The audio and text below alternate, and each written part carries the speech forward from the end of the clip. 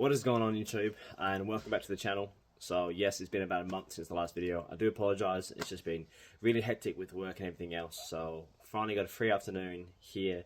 We can actually do some videoing and yeah, update you guys on what's been happening with the Bora. There's been some good things that's been happening, some not so good things that's been happening, and if we get some time we may also install some parts this afternoon. So let's see how we go.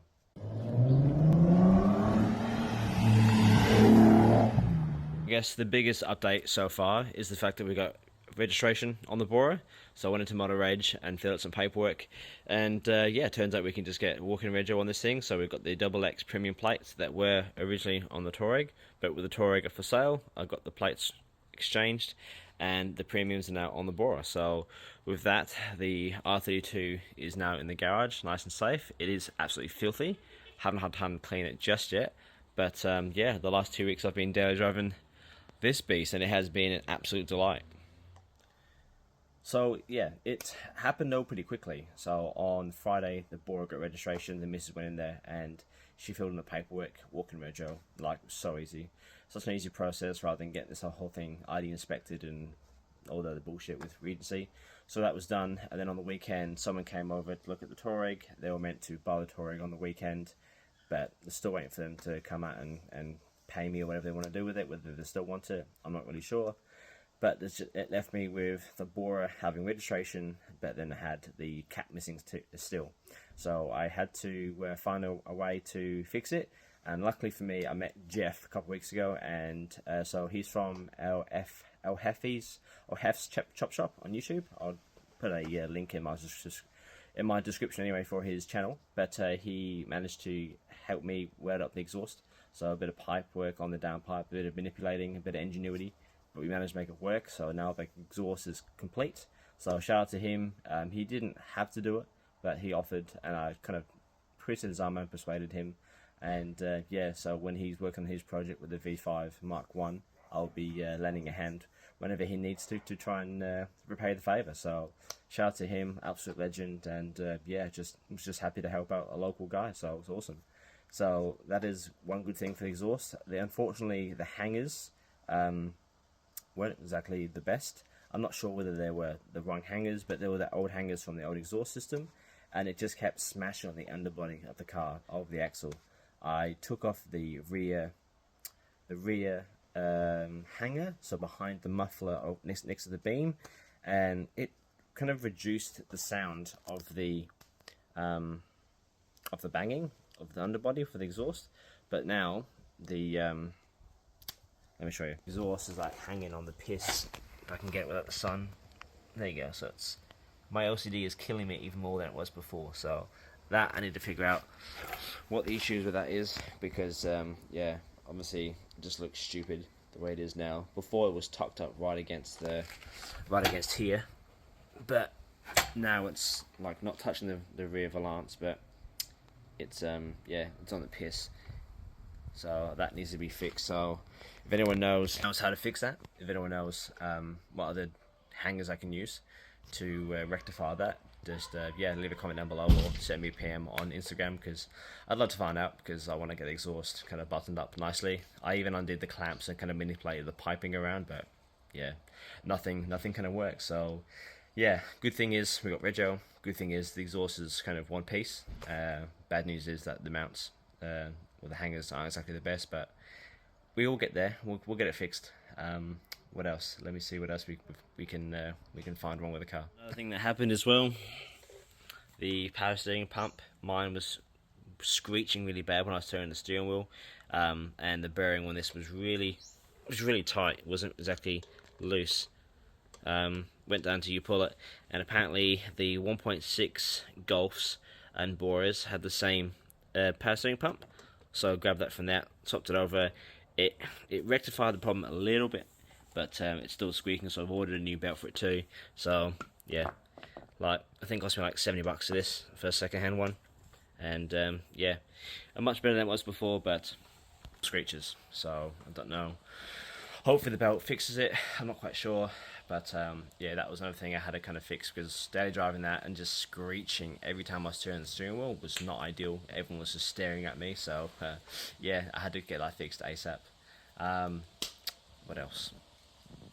So another thing that's happening with the car, I'm not sure why. I think it could be just the hose. The pipe that clicks into the EGR valve keeps popping off as well. I'll show you guys what I mean here.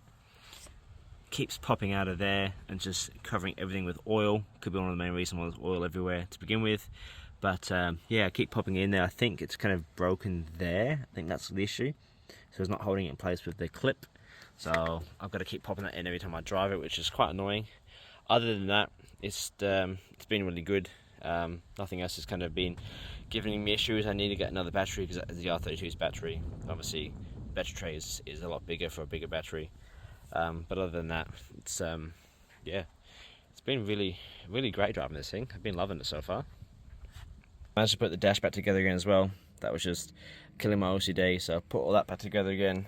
Removed that center console part because it was rattling around. It was all broken in pieces anyway, so kind of just it was getting in the way of me changing gear. So I just at the lights one day just pulled it apart, and the missus was like, "What are you doing?" But I just it got to me. So I'm like, "Yeah, I'm just gonna pull it out and just get rid of it." The leather boots gives a good clean, and I do have another one. I just got to paint it before I install it, so that'll be in a future video. And the mirror as well. I managed to replace the mirror because the other one was just dog shit. So that one there was straight from U-Puller, like $9. 5 minutes later, reinstalled it, perfect. So still got to replace this thing, but I kind of thought I left that for now. The roof lining has to get done at some stage, so I thought, do I just do that then? I've still got the piece for it. It won't take me that long to do. It's just, yeah, one of those things where do I wait or do I not wait? Who knows? We'll see. And that is the mirror that I had before. So as you can see, the thing was absolutely toast. So me trying to look in the rearview mirror, could not see an absolute thing. So that's why I had to replace it. So that's now junk. And so while we're in the boot, I may as well just reveal the new parts that are going on in the car this afternoon. So I've got some candy cane tail lights. Now, I did love the look of the Oceans on the R32. And it's funny because I actually bought these before I bought the Oceans on the R32, but I did like the look of these on that colour, on the blue. I have seen a few Boras around on the internet with the same kind of colour combo, so I think it's going to look really good. So I think we should maybe start installing them, I think.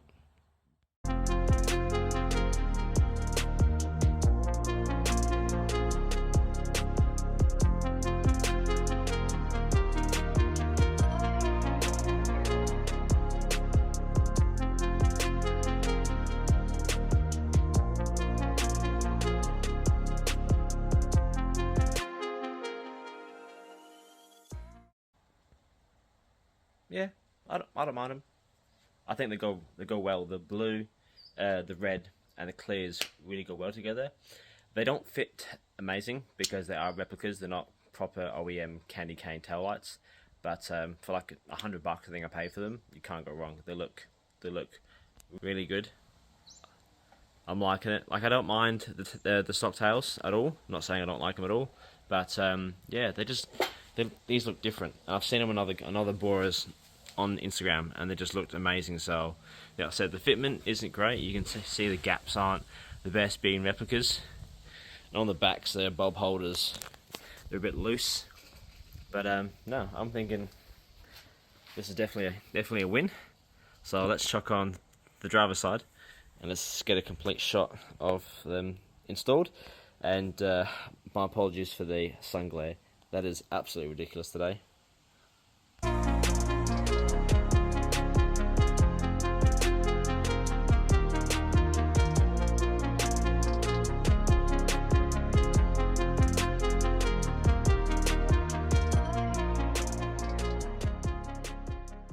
So just in case you were wondering how to install these things, little compartments back here on both sides to gain access. And on the back of the tail lights, you've got 3 studs and a 8mm nut, like so, hold them in. And then you have the bulb holders, and on the bulb holders you got the plug as well. And the plug, you pull that off to remove the whole lot, and then you can remove the bulb holder once the tail light's out. That's probably the easiest way. Otherwise it gets caught in all the plastics and carpet area. But yeah, they are quite an easy install. So there's a bit of tightness of room here, but you just use 2 hands, and yeah, don't wear gloves. Wear your normal hands with the nuts and just manipulate them on there. So that works out well. But like I said, they're a bit they don't fit the best. The bulb holder kind of moves a bit, but yeah, I think they'll work for now. The fitment of this one isn't too bad. Like I said, it has a bit of fitment issues there and down the edge there, but like I said, for $100, cannot go wrong. And that is looking pretty darn good to me. I'm liking that look a lot. So what do you guys think? Do you like the new taillights, or would you rather the stock ones? Yeah, leave a comment down below. I'm liking both, but I want the candy canes for now.